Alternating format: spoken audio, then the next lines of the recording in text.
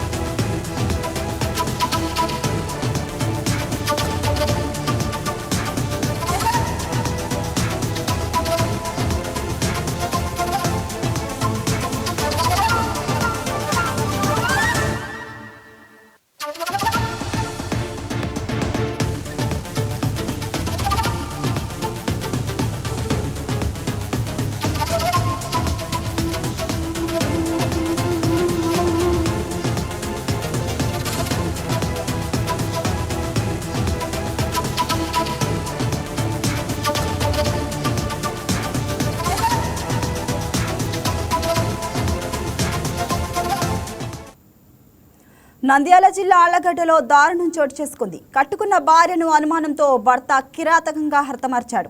ఇంట్లోనే గొంతు కోసి అత్యంత పాశవికంగా ప్రాణాలు తీయడం స్థానికంగా తీవ్ర కలకలం రేపుతుంది. సమాచారం అందుకున్న పోలీసులు ఘటనా స్థలానికి చేరుకొని దర్యాప్తును ముమ్మరం చేశారు. ఆళ్లగడ్డ పట్టణంలోని చాంద్ వీధిలో నివాసం ఉంటున్న చెన్నయ్య, పుష్ప దంపతుల మధ్య గత కొంతకాలంగా గొడవలు జరుగుతున్నాయి. ఇద్దరు పిల్లలు ఉన్నప్పటికీ భార్య ప్రవర్తనపై అనుమానం పెంచుకున్న చెన్నయ్య ఆమెతో తరచూ ఘర్షణ పడేవాడు. ఈ క్రమంలోనే ఈ రోజు ఉదయం వివాదం ముదరడంతో ఆగ్రహంతో ఊగిపోయిన చెన్నయ్య కత్తితో పుష్ప గొంతు కోసి హతమార్చి పరారయ్యాడు. డీఎస్పీ శ్రీనివాసరావు తన సిబ్బందితో కలిసి ఘటనా స్థలాన్ని పరిశీలించారు. క్లూస్ టీం ద్వారా ఆధారాలు సేకరిస్తున్నామని, నిందితుడి కోసం గాలింపు చర్యలు చేపట్టామని పోలీసులు తెలిపారు.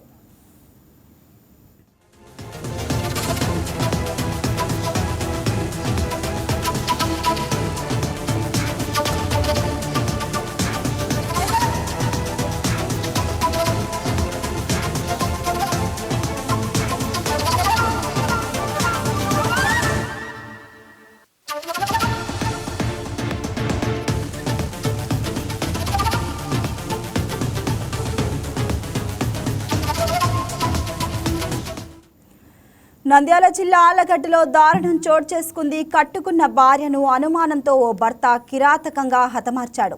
ఇంట్లోనే గొంతు కోసి అత్యంత పాశవికంగా ప్రాణాలు తీయడం స్థానికంగా తీవ్ర కలకలం రేపుతుంది. సమాచారం అందుకున్న పోలీసులు ఘటనా స్థలానికి చేరుకుని దర్యాప్తును ముమ్మరం చేశారు. ఆళ్లగడ్డ పట్టణంలోని చాంద్ వీధిలో నివాసం ఉంటున్న చెన్నయ్య, పుష్ప దంపతుల మధ్య గత కొంతకాలంగా గొడవలు జరుగుతున్నాయి. ఇద్దరు పిల్లలున్నప్పటికీ భార్య ప్రవర్తనపై అనుమానం పెంచుకున్న చెన్నయ్య ఆమెతో తరచూ ఘర్షణ పడేవాడు. ఈ క్రమంలోనే ఈ రోజు ఉదయం వివాదం ముదరడంతో ఆగ్రహంతో ఊగిపోయిన చెన్నయ్య కత్తితో పుష్ప గొంతు కోసి హతమార్చి పరారయ్యాడు. డీఎస్పీ శ్రీనివాసరావు తన సిబ్బందితో కలిసి ఘటనా స్థలాన్ని పరిశీలించారు. క్లూస్ టీం ద్వారా ఆధారాలు సేకరిస్తున్నామని, నిందితుడి కోసం గాలింపు చర్యలు చేపట్టామని పోలీసులు తెలిపారు. దీనిపై మరింత సమాచారాన్ని మా కరెస్పాండెంట్ మురళీ ఫోన్ ద్వారా అందిస్తారు. మురళి చెప్పండి, అసలు ఏం జరిగింది? వాళ్ళిద్దరి మధ్య ఘర్షణ ఎందుకు జరిగింది? మరి భార్యని అంత దారుణంగా హతమార్చడానికి గల కారణాలు ఏంటి? పోలీసులు ఏం చెప్తున్నారు దీని గురించి? రైట్ పవని, ఇవాళ జరిగినటువంటి సంఘటన నంద్యాల జిల్లా ఆళ్లగడ్డ పట్టణంలో తీవ్ర కలకలం రేపుతుంది. ఏదైతే అనుమానమే పెనుభూతమై కట్టుకున్న భార్యను అత్యంత కిరాతకంగా పాశవికంగా హతమార్చినటువంటి ఉదాంతం వెలుగుకి వచ్చింది. ఆమెపై అనుమానంతో అతి కిరాతకంగా హతమార్చి ఇంట్లోనే గొంతు కోసి అత్యంత పాశవికంగా ప్రాణాలు తీయడం స్థానిక తీవ్ర కలకలం రేపుతుంది. పోలీసులు ఘటనా స్థలానికి చేరుకొని దర్యాప్తు ముమ్మరం చేశారు. అయితే ఆళ్లగడ్డ పట్టణంలోని చాంద్ వీధిలో గత కొన్నేళ్లుగా నివాసం ఉంటున్నటువంటి చెన్నయ్య పుష్ప దంపతులు గత కొంతకాలంగా ఆళ్లగడ్డ పట్టణంలోనే ఉంటూ జీవనం సాగిస్తా ఉన్నారు. అయితే గత కొంతకాలంగా వీరి మధ్య మనస్పర్ధలు చిలికి గాలి వానగా మారాయి. ఈ దంపతులకు 2 పిల్లలు ఉన్నా కూడా భార్యపై అనుమానంతో అత్యంత కిరాతకంగా ఇంట్లోనే గొంతు కోసి హతమార్చడమే కాకుండా పైగా ఆ భార్య తరపు బంధువులకు కూడా ఫోన్ ద్వారా తమ భార్యని ఈ రకంగా హతమార్చానని చెప్పి సమాచారం ఇచ్చి మరి అక్కడ నుంచి ఉడాయించినటువంటి పరిస్థితి నెలకొంది. ఈ నేపథ్యంలోనే సమాచారం అందుకున్నటువంటి పోలీసులు ఘటనా స్థలానికి చేరుకొని ఇంట్లో ఉన్నటువంటి పరిస్థితులపై ఆరాధిస్తా ఉన్నారు. ఏదైతే ఆ చెన్నయ్య ఆమె తరచూ ఘర్షణ పడేవాడని, ఈ క్రమంలోనే ఇవాళ ఉదయం వివాదం ముదరడంతో ఆగ్రహంతో ఊగిపోయినటువంటి చెన్నయ్య కత్తితో పుష్ప గొంతు కోసి అక్కడికక్కడే హతమార్చాడని చెప్పి కూడా బంధువులు అదేవిధంగా చుట్టుపక్కల ఉన్న వారంతా కూడా పోలీసులకు సమాచారం అందించారు. ఈ నేపథ్యంలో కేసు నమోదు చేసుకున్నటువంటి పోలీసులు ఆ దిశగా విచారణను అయితే ప్రారంభించాడు.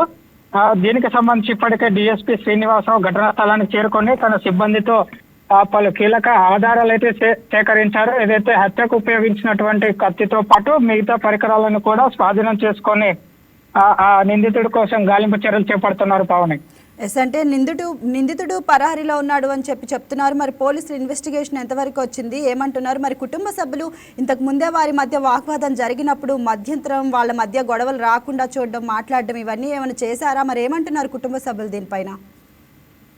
అయితే భార్యపై అనుమానంతోనే కేవలం అతను తరచూ గొడవ పడుతుండేవాడు. మద్యంకి బానిసై మద్యం తాగి కూడా భార్యను చిత్రహింసలు గురి చేస్తుండేవాడు అని చెప్పి కూడా సమాచారం అందుతుంది. కాకపోతే ఇవాళ ఇదైతే ఈ భార్య ప్రవర్తనను జీర్ణించుకోలేకపోయినటువంటి చెన్నయ్య ఆగ్రహంతో ఊగిపోయి ఈ రకంగా హతమార్చడమే కాకుండా బంధువులకైతే సమాచారం ఇచ్చాడు. బంధువులు కూడా గతంలో వీరి మధ్య జరిగినటువంటి ఘర్షణల నేపథ్యంలో ఇద్దరికి కూడా సంజాయిషి చెప్పించి ఇద్దరి మధ్య కూడా ఒప్పందం కుదిరించి, అంటే పెద్దల సమక్షంలో వారిద్దరి మధ్య గొడవను సర్దు మణిగించేందుకు కూడా పలుమార్లు ఇది చేసినా కూడా వాళ్ళలో ఎలాంటి మార్పు రాలేదని చెప్పి కూడా తెలుస్తా ఉంది. కాకపోతే ఇద్దరు పిల్లలు ఉన్నా కూడా చెన్నయ్య ఈ రకంగా భార్యను అత్యంత కిరాతకంగా హతమార్చడం అనేది తీవ్ర కలకలం రేపుతుంది. దీంతో ఇద్దరు పిల్లలు కూడా అనాథలైనటువంటి పరిస్థితి నెలకొంది. ప్రస్తుతం చెన్నయ్య పరారీలో ఉండగా పోలీసులు అతన్ని పట్టుకునేందుకు ముమ్మరంగా గాలింపు చర్యలు చేపట్టారు. అతని సెల్ ఫోన్ సిగ్నల్స్ డేటా ఆధారంగా పట్టుకునేందుకు ప్రయత్నాలు చేస్తా ఉన్నారు. ఈ కుదిరితే ఇవాళ రేపటి లోపల నిందితుడిని అదుపులోకి తీసుకుంటామని చెప్పి కూడా డిఎస్పీ తెలుపుతా ఉన్నారు. పావని, ఎస్ మురళి, ఇది ప్లాన్ ప్రకారం హత్య చేశారని అనుమానం ఉందా, లేకుంటే ఆవేశంగా అతను ఈ అగత్యానికి పాల్పడ్డాడు అని చెప్పారా పోలీసులు? అయితే అక్కడ జరిగినటువంటి పరిస్థితులను చూస్తే మాత్రం ఖచ్చితంగా ఆగ్రహంతో ఆవేశంతోనే ఈ రకంగా దాడికి పాల్పడ్డాడని చెప్పి కూడా పోలీసులు భావిస్తా ఉన్నారు. ప్రాథమిక అంచనా ప్రకారం అక్కడ ఉన్నటువంటి పరిస్థితులను అనుగుణంగా విచారణలో భాగంగా ఏదైతే భార్యపై అనుమానం పెంచుకున్నటువంటి చెన్నయ్య గత కొంతకాలంగా ఆమెతో గొడవ పడుతూ వస్తున్నాడు. కాకపోతే ఈ గొడవ పెద్దది కావడంతో ఆగ్రహంతో ఊగిపోయినటువంటి చెన్నయ్య ఒక్కసారిగా కత్తి తీసుకొని ఆమెను అతి కిరాతకంగా గొంతుకొస్తాడని చెప్పి కూడా పోలీసులు తెలుపుతా ఉన్నారు. పావని, అయితే దీనికి సంబంధించి చెన్నయ్యని అదుపులోకి తీసుకున్న తర్వాత మరిన్ని విషయాలు వెలుగులోకి వచ్చే అవకాశం ఉంది. నిజంగానే అది ఆగ్రహంతో చేసిన పని, లేకపోతే ముందస్తుగానే ప్లాన్ ప్రకారమే ఈ హత్య చేశాడన్న వివరాలు తెలియాల్సింది. Pavani, thank you Murali.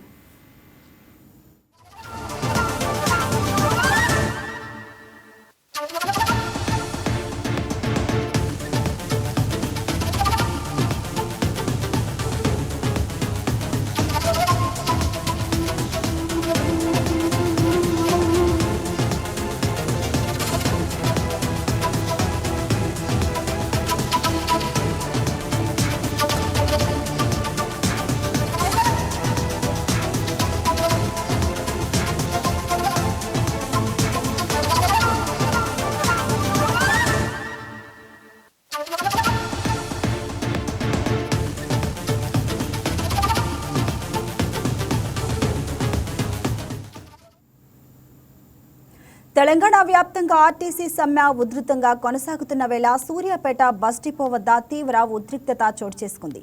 Depot నుంచి బస్సులను బయటకు పంపే క్రమంలో పోలీసులకు సమ్మె చేస్తున్న కార్మికులకు మధ్య వాగ్వాదం తలెత్తింది. ఆర్టీసీ సమ్మె కొనసాగుతున్నప్పటికీ అధికారులు పోలీసు పహార మధ్య డిపో నుంచి బస్సులను బయటకు తీసుకెళ్లేందుకు ప్రయత్నించారు. ఈ విషయం తెలుసుకున్న కార్మికులు పెద్ద సంఖ్యలో డిపో గేటు వద్దకు చేరుకుని అడ్డుకున్నారు. సమ్మె జరుగుతుంటే బస్సులను ఎలా బయటకు తీసుకెళ్తారు అంటూ కార్మికులు ఆందోళనకు దిగారు. ఈ క్రమంలో పోలీసులు కార్మికులను అడ్డుకోవడంతో ఇరు వర్గాల మధ్య తీవ్ర స్థాయిలో వాగ్వాదం చోటు చేసుకుంది. పరిస్థితి అదుపు తప్పకుండా ఉండేందుకు డిపో పరిసరాల్లో పోలీసులు భారీగా మోహరించారు. నిరసన తెలుపుతున్న పలువురు కార్మికులను పోలీసులు బలవంతంగా అదుపులోకి తీసుకుని పోలీస్ స్టేషన్కు తరలించారు. తమ న్యాయమైన డిమాండ్లు నెరవేరే వరకు పోరాటం ఆపేది లేదని, ప్రభుత్వం తమపై పోలీసులతో దాడి చేయించడం దారుణమని కార్మికులు మండిపడుతున్నారు. ప్రస్తుతం సూర్యాపేట డిపో వద్ద ఉద్రిక్తత వాతావరణం కొనసాగుతుంది.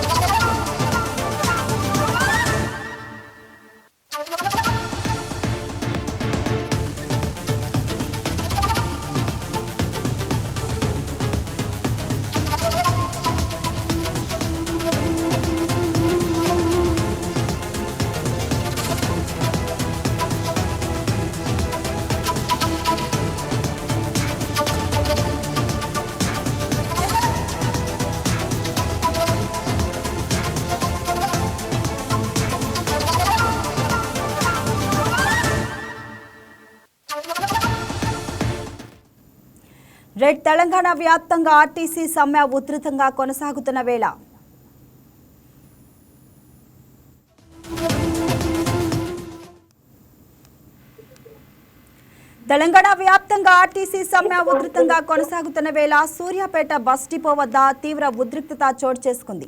డిపో నుంచి బస్సులను బయటకు పంపే క్రమంలో పోలీసులకు సమ్మె చేస్తున్న కార్మికులకు మధ్య వాగ్వాదం తలెత్తింది. ఆర్టీసీ సమ్మె కొనసాగుతున్నప్పటికీ అధికారులు పోలీసు పహార మధ్య డిపో నుంచి బస్సులను బయటకు తీసుకెళ్లేందుకు ప్రయత్నించారు. ఈ విషయం తెలుసుకున్న కార్మికులు పెద్ద సంఖ్యలో డిపో గేటు వద్దకు చేరుకుని అడ్డుకున్నారు. సమ్మె జరుగుతుంటే బస్సులను ఎలా బయటకు తీసుకెళ్తారు అంటూ కార్మికులు ఆందోళనకు దిగారు. ఈ క్రమంలో పోలీసులు కార్మికులను అడ్డుకోవడంతో ఇరు వర్గాల మధ్య తీవ్ర స్థాయిలో వాగ్వాదం చోటు చేసుకుంది. పరిస్థితి అదుపు తప్పకుండా ఉండేందుకు డిపో పరిసరాల్లో పోలీసులు భారీగా మోహరించారు. నిరసన తెలుపుతున్న పలువురు కార్మికులను పోలీసులు బలవంతంగా అదుపులోకి తీసుకుని పోలీస్ స్టేషన్కు తరలించారు. తమ న్యాయమైన డిమాండ్లు నెరవేరే వరకు పోరాటం ఆపేది లేదని, ప్రభుత్వం తమపై పోలీసులతో దాడి చేయించడం దారుణమని కార్మికులు మండిపడుతున్నారు. ప్రస్తుతం సూర్యాపేట డిపో వద్ద ఉద్రిక్తత వాతావరణం కొనసాగుతుంది. దీనిపై మరింత సమాచారాన్ని మా బ్యూరో చీఫ్ సలాం ఫోన్ ద్వారా అందిస్తారు. సలాం, చెప్పండి, మరి కార్మికులకి అలానే పోలీసుల మధ్య వాగ్వాదం అసలు ఎందుకు జరిగింది? దీనికి గల కారణాలు ఏంటి? పూర్తి డీటెయిల్స్ చెప్తారా? Good afternoon Pavani. తెలంగాణలో ఆర్టీసీ కార్మికులు తమ డిమాండ్ల సాధన కోసం చేపట్టినటువంటి నిరవధిక సమ్మె ఈ రోజుకి 2వ రోజుకు చేరుకుంది. అయితే ప్రభుత్వంతో నిన్న జరిగినటువంటి చర్చలు విఫలం కావడంతో కార్మిక సంఘాలు జేఏసీలు ఈ సమ్మెకు పిలుపునిచ్చాయి. అయితే ప్రధానంగా 32 డిమాండ్లతో ఆర్టీసీ కార్మికులు ప్రస్తుతం సమ్మెలో పాల్గొంటున్నటువంటి విషయం కూడా తెలిసిందే. నిన్నటి నుండి ఆర్టీసీ బస్టాండ్ల వద్ద కాస్త ఉద్రిక్తత వాతావరణం నెలకొంది. ఏదైతే ప్రైవేటు డ్రైవర్ల ద్వారా కూడా ఆర్టీసీ బస్సులు నడిపేందుకు ప్రభుత్వం చర్యలు తీసుకుంది. ఈ క్రమంలో వారిని అడ్డుకునేందుకు ఏదైతే సమ్మెలో ఉన్నటువంటి ఆర్టీసీ కార్మికులు కాస్త ప్రయత్నించడం, అక్కడ పోలీసులతో వాగ్వాదం జరిగినటువంటి పరిస్థితి. అయితే 2వ రోజు కూడా 6,000 బస్సులు కూడా డిపోలకే పరిమితమైనటువంటి పరిస్థితి. సుమారుగా 25 లక్షల మంది ప్రయాణికులు ఇబ్బంది పడుతున్నట్లు మన వద్ద ఉన్నటువంటి లెక్క. అయితే ఇప్పటికే ప్రభుత్వం కూడా వాటిని అధిగమించేందుకు మెట్రో రైళ్లతో పాటు లోకల్ ట్రైన్స్ కూడా పెంచింది. అదేవిధంగా ఇతర ప్రత్యామ్నాయ మార్గాలను ఏర్పాటు చేసినటువంటి పరిస్థితుల నేపథ్యంలో తాజాగా సూర్యాపేట బస్ డిపో వద్ద కూడా కాస్త ఉద్రిక్తత వాతావరణం నెలకొన్నటువంటి పరిస్థితి. అంటే సూర్యాపేట బస్ డిపో వద్దకు ప్రస్తుతం ఏదైతే బస్సులను బయటికి తీయకుండా అక్కడ కార్మికులు అడ్డుకుంటున్నారు. అదేవిధంగా ఏదైతే ప్రైవేట్ డ్రైవర్ల సహకారంతో ఏదైతే ఆర్టీసీ బస్సులను నడిపేందుకు అక్కడ ప్రభుత్వం చర్యలు తీసుకుంది. ఈ క్రమంలోనే సమ్మెలో ఉన్నటువంటి ఆర్టీసీ కార్మికులు అక్కడికి రావడం, ఏదైతే బస్సులు బయటికి వెళ్తున్న క్రమంలో, డిపో నుండి బయటికి వెళ్తున్న క్రమంలో వాటికి అడ్డు తగిలి కాస్త అడ్డు తగలడంతో కాస్త ఉద్రిక్తత వాతావరణం ఏర్పడింది. పోలీసులు వారిని బలవంతంగా ఈడ్చి పారేయడంతో నిరసనకారులకు పోలీసులకు కాస్త వాగ్వాదం జరిగినటువంటి పరిస్థితి. ఈ క్రమంలోనే నిరసనకారులను పోలీసులు అరెస్ట్ చేసి వాహనాల్లో తరలించారు. పెద్ద ఎత్తున పోలీస్ పహారాను సైతం ఇక్కడ ఏర్పాటు చేసినటువంటి పరిస్థితి. అంటే ఏదైతే ప్రైవేట్ డ్రైవర్ల ద్వారా ప్రజా రవాణాకు ఇబ్బంది కలగకుండా తెలంగాణ ప్రభుత్వం తీసుకున్నటువంటి చర్యలకు ప్రస్తుతం ఆ సమ్మెలో ఉన్నటువంటి ఆర్టీసీ కార్మికులు అడ్డుగా తగులుతున్నటువంటి పరిస్థితి. తాత్కాలికంగా డ్రైవర్ల సహాయంతో బస్సులను బయటికి పంపే ప్రయత్నం చేస్తే తాము సహించేది లేదని కూడా కార్మికులు ఆగ్రహం చేస్తున్నారు. న్యాయమైనటువంటి డిమాండ్ల కోసం సమ్మె చేస్తుంటే ప్రభుత్వము పోలీసులతో మా గొంతు నొక్కాలని చూస్తుందంటూ సూర్యాపేట బస్ డిపో వద్ద కార్మికులు నినాదాలు చేసినటువంటి పరిస్థితి. అయితే మొత్తం మీద సూర్యాపేట గుండా ఎక్కువగా మనకు విజయవాడ, హైదరాబాద్ జాతీయ రహదారిపై బస్సులు లేక వేలాది మంది ప్రయాణికులు ఎండలో ఇబ్బందులు పడుతున్నటువంటి పరిస్థితి ఉంది. ఈ క్రమంలోనే ప్రత్యామ్నాయ మార్గాలను ప్రస్తుతం ప్రభుత్వం అన్వేషించి తాత్కాలిక డ్రైవర్ల ద్వారా రవాణా వ్యవస్థకు ఇబ్బంది కలగకుండా చూస్తున్నటువంటి పరిస్థితి ఉంది. కానీ అక్కడ పోలీసులకు కార్మికులకు కాస్త అంటే వారిద్దరి మధ్య ఉద్రిక్తత వాతావరణం ఏర్పడినటువంటి పరిస్థితుల నేపథ్యంలో పలువురు కార్మికులను పోలీసులు అదుపులోకి తీసుకుని వారిని పోలీస్ స్టేషన్ తరలించారు. పావని. థ్యాంక్ యూ సలాం.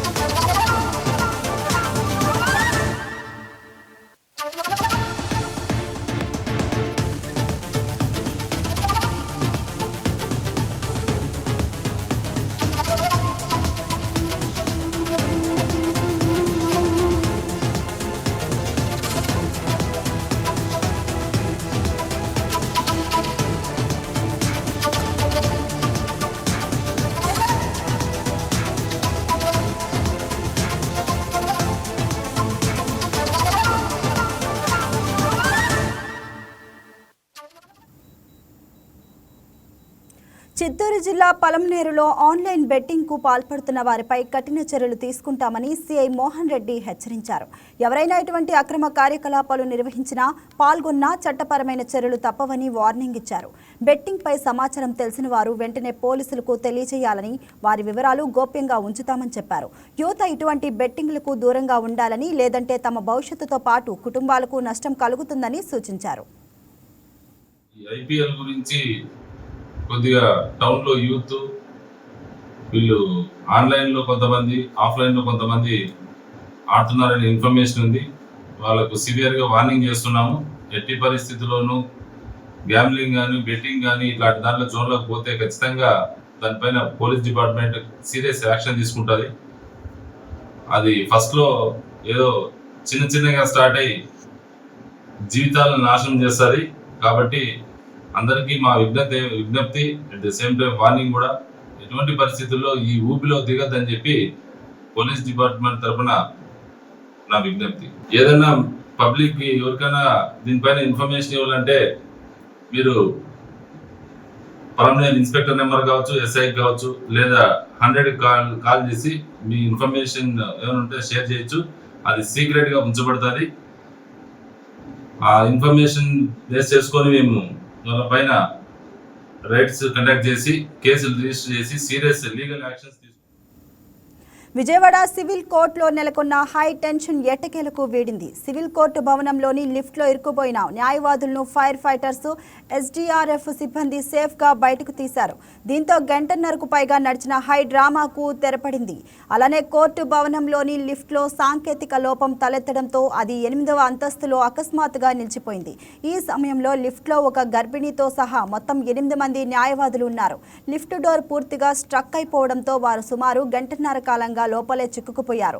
లోపల గాలి ఆడకపోవడంతో న్యాయవాదులు తీవ్ర అస్వస్థతకు గురయ్యారు. ముఖ్యంగా గర్భిణీ మహిళా న్యాయవాది ఊపిరాడక ఇబ్బంది పడటంతో తోటి న్యాయవాదులు తీవ్ర ఆందోళన వ్యక్తం చేశారు.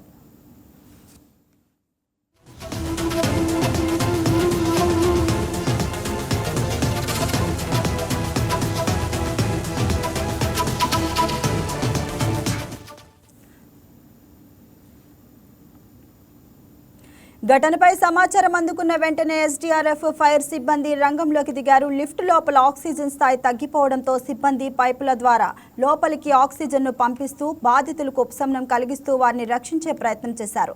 గంటన్నరకు పైగా శ్రమించి లిఫ్ట్ డోర్లను తెరిచి లిఫ్ట్లో ఇరుక్కుపోయిన వారిని సురక్షితంగా వెలుపులోకి తీసుకొచ్చారు. దీనిపై మరింత సమాచారాన్ని మా స్పెషల్ కరెస్పాండెంట్ ప్రసాద్ ఫోన్ ద్వారా అందిస్తారు. ప్రసాద్, చెప్పండి, అసలు ఈ లిఫ్ట్ ఎలా మూసుకుపోయింది, మరి అసలు ఏం జరిగింది? సాంకేతిక లోపం అనే చెప్పొచ్చా దీన్ని? మరి ఇప్పుడు ప్రజెంట్ అయితే వాళ్ళందరూ సురక్షితంగానే ఉన్నారా? ఏం జరిగింది? దీనికి సంబంధించిన పూర్తి వివరాలు చెప్పండి.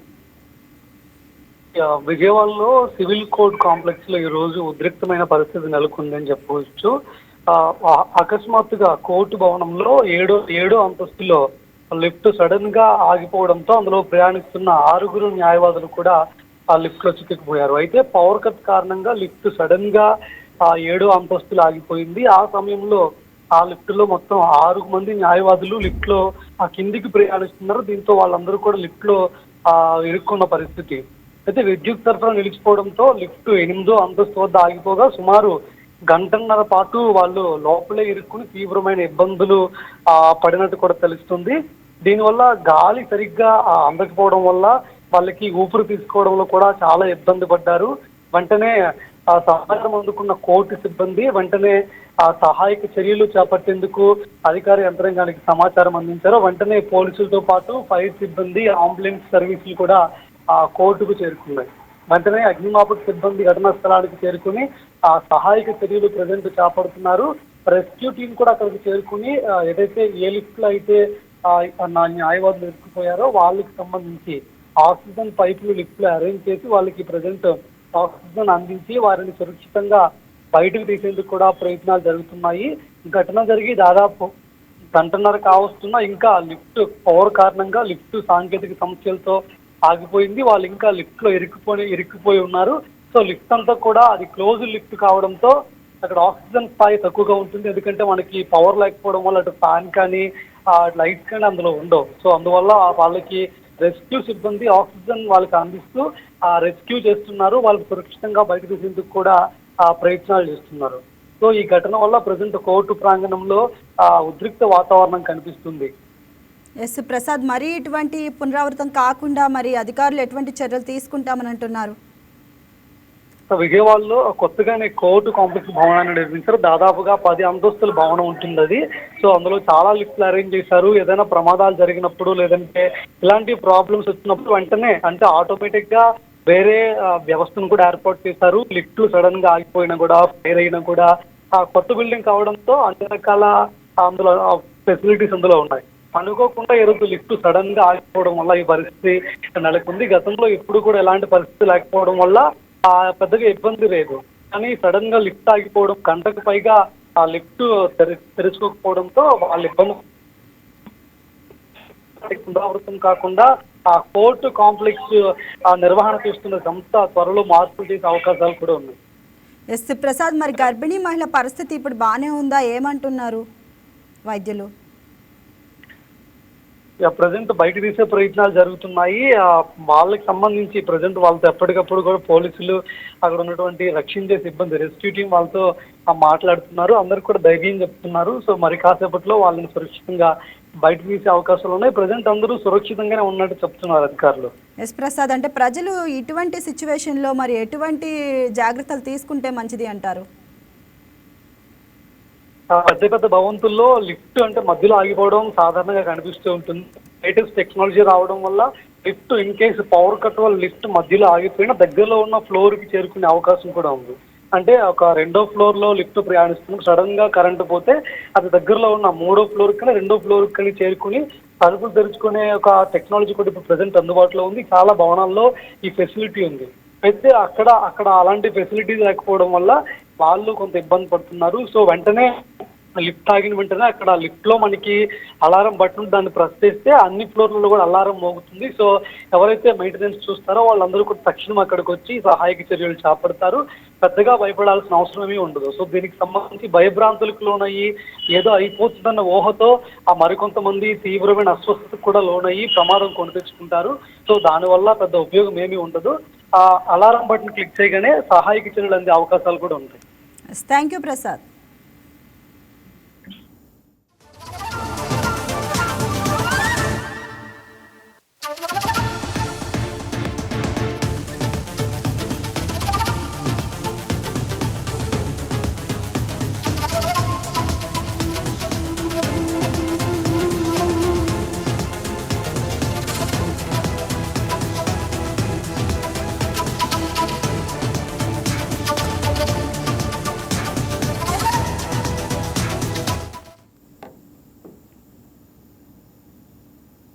రెండు జిల్లాలు, రెండు నియోజకవర్గాల ప్రజలను కలిపే వారధి.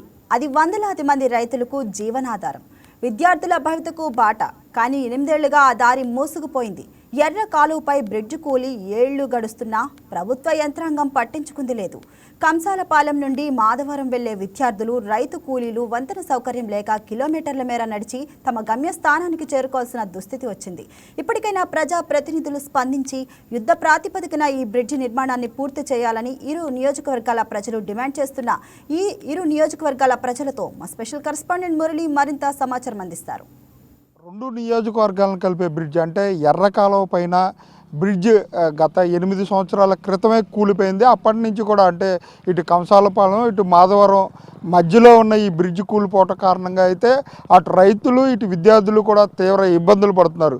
దీనికి సంబంధించి మనతో మాట్లాడడానికి రైతులు ఉన్నారు. చెప్పండి, ఈ బ్రిడ్జ్ కూలిపోవటం వలన మీరు ఏ విధమైన ఇబ్బందులు పడుతున్నారు? చాలా ఇబ్బంది పడుతున్నామండి. ఈ బ్రిడ్జి కూలిపోవటం వల్ల మనం ఎర్రగాలం వచ్చినప్పుడు అవతలకి వెళ్తానికి చాలా ఇబ్బంది అండి.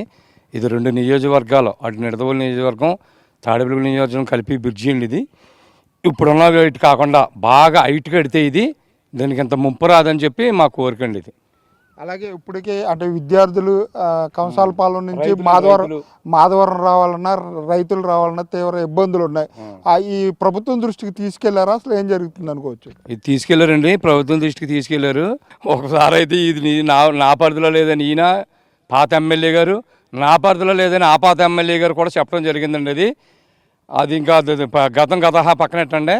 ఇప్పుడు వచ్చిన ప్రభుత్వం ఇది హైట్గా కట్టి ఇటు కంసాలపాలెం నుంచి మాధవరం పొలాలకు వచ్చే రైతులను కానీ, ఈ స్కూల్ విద్యార్థులను కానీ, అటు ఇటు జర్నీ చేసే ప్రయాణికుల్ని ఎంతో చక్కగా చూస్తారని చెప్పి కట్టమని చెప్పి ఆశిస్తున్నామండి. అలాగే అంటే నిన్న నిడదవోలు సభలో ముఖ్యమంత్రి చంద్రబాబు నాయుడే సాక్షాత్తు ఈ కంసాలపాలెం బ్రిడ్జి గురించి ప్రస్తావించారు. అంటే ఈ వేసవకాలంలో పనులు పూర్తి చేస్తే ఈ బ్రిడ్జి పూర్తవుతుందని అనుకోవచ్చు. దీనికి సంబంధించి ఏమేమి కావాలని కోరుకుంటున్నారు? గట్లోటి వీక్గా ఉన్నాయండి. గట్లోటి లీకులు పోయాలండి. ఈ బ్రిడ్జి ఒకటి హైట్గా కట్టాలి. నేను చంద్రబాబు నాయుడు గారు అయితే నిడదవోలులో మాట ఇచ్చారు ఇది అయిపోద్దని. దాని విధానం కరెక్ట్గా కడితే మాకు ఏ ఇబ్బంది లేకుండా ఉంటుందండి రైతులకి కానీ విద్యార్థులకు కానీ. అలాగే ఇంకొక రైతు ఉన్నారు. చెప్పండి, అసలు ముఖ్యంగా మీరు ఎన్ని సంవత్సరాల క్రితం ఈ బ్రిడ్జి కూలిపోయింది? ఎప్పటి నుంచి ఇబ్బందులు ఉన్నాయి? 9 సంవత్సరాల నుంచి ఈ బ్రిడ్జి పడిపోవడం జరిగింది. చిన్న కూలినప్పుడు చిన్న మేమందరం సందాలు వేసుకుని అవి కొంచెం లేపడం అలా 2-3 సంవత్సరాలు జరిపాం. తర్వాత జగన్ ప్రభుత్వం వచ్చి కింద నుంచి చేశారు. అది ఆగలేదు, అది కొట్టుకుపోయింది. చాలా దీని గురించి రెండు నియోజకవర్గాలకి చాలా అవసరం. ఈ నియోజకవర్గాల నుంచి రాజమండ్రి కాకుండా ఎక్కడికైనా వెళ్ళిపోవడానికి అన్ని అవకాశాలు ఉన్నాయి. మాధవరం నుంచి కూడా అలా అనంతపల్లి వెళ్ళిపోవచ్చు. ఎన్నో మార్గాలు ఉన్నాయండి. ఇలాగా అన్ని మార్గాలకి వెళ్ళడానికి అవకాశం. రైతులు కూడా చాలా ఇబ్బంది పడిపోతున్నారు. ట్రాఫిక్ 10 నిమిషాలు ఆగితే ఈ నవాపాలెం మీద ఎక్కువ ట్రాఫిక్ పెరిగిపోయింది. ఇక్కడ ఈ ట్రాఫిక్ని చూసుకుంటే మళ్ళీ ఈ బ్రిడ్జి లేకపోవడం ఎంత దురదృష్టమో, చాలా బాధగా ఉంది. అది కరగట్లు అన్నీ ఉన్నాయి చూడండి. ఈ గట్లన్నీ కూడా వీకే.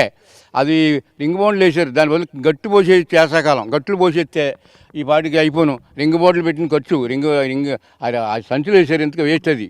దాని బదులు మట్టి పోసినట్టయితే ఆ గొళ్ళు పచ్చిష్టం అయిపోను. మళ్ళీ పోతారు, పోయే తెల్ల రింగ్ బోర్డులన్నీ పోసారు. అలాగే ఈ ఎర్రగాలం మీద ఒక పని చేయలేదు, మొత్తం గొళ్ళని పడిపోయి ఉన్నాయి.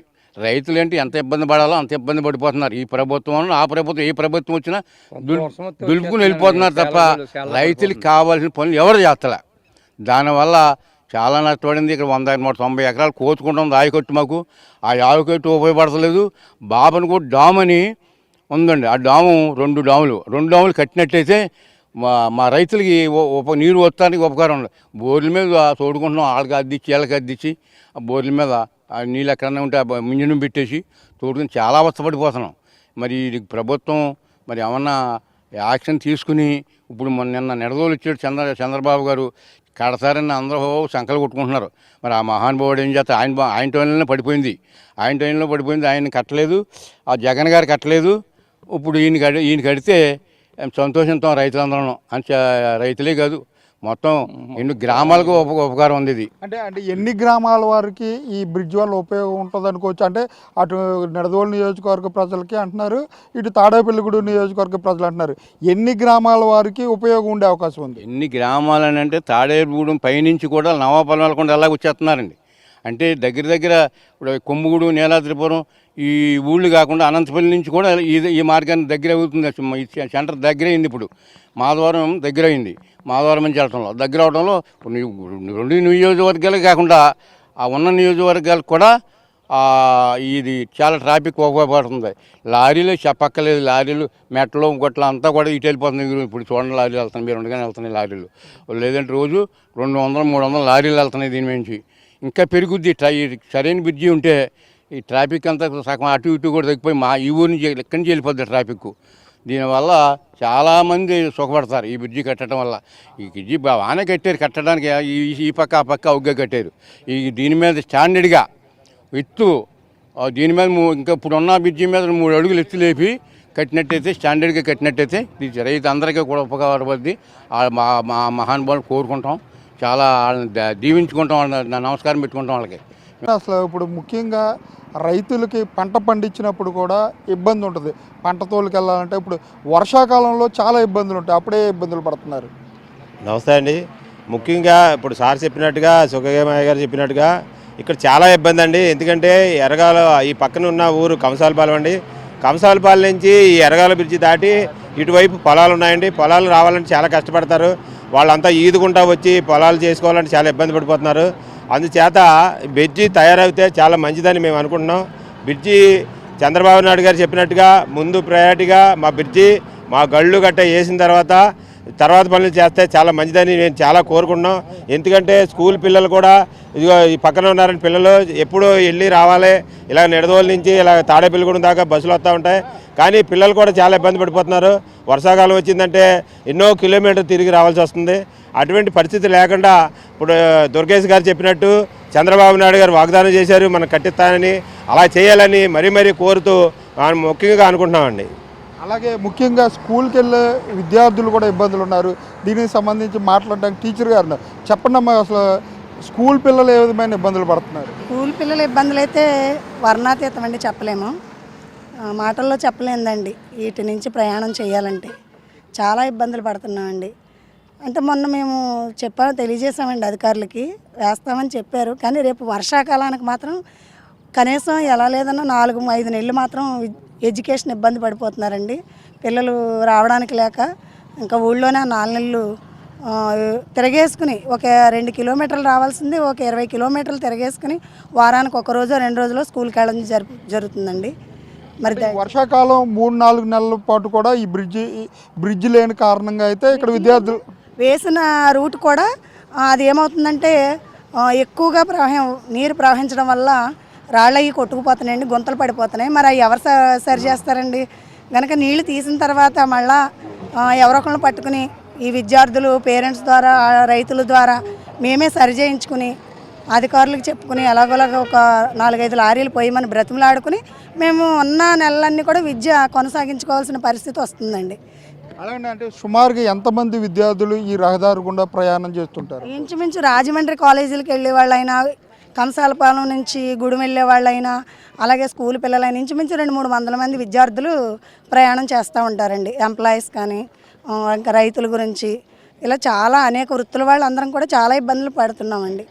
కనుక కనీసం ఆ కలవట్టునైనా పటిష్టం చేస్తారని, వర్షాకాలం కొట్టుకుపోకుండా ఒకవేళ నీరు ప్రవహిస్తున్నా కానీ మేము వెళ్ళే విధానం చూపిస్తారని ఆశిస్తున్నామండి. ముఖ్యంగా చూడవచ్చు అంటే కంసాలపాలెం నుంచి అంటే నిడదవోలు నియోజకవర్గం నుంచి తాడేపల్లిగూడెం నియోజకవర్గం అంటే 2 నియోజకవర్గాలను కలిపే బ్రిడ్జ్ గత 8 సంవత్సరాలుగా కూడా కూలిపోయి శిథిలావస్థలో ఉన్నా కూడా అటు విద్యార్థులు ఇటు రైతులు కూడా తీవ్ర ఇబ్బందులు పడుతున్నాం. అంటే వచ్చే వర్షాకాలానికైనా ఈ బ్రిడ్జిని కట్టి విద్యార్థులు రైతులు ఇబ్బంది పడకుండా చూడాలని చెప్పి అటు నిడదవోలు నియోజకవర్గ ప్రజలు, ఇటు తాడేపల్లిగూడెం నియోజకవర్గ ప్రజలు కోరే పరిస్థితులు ఉన్నాయి.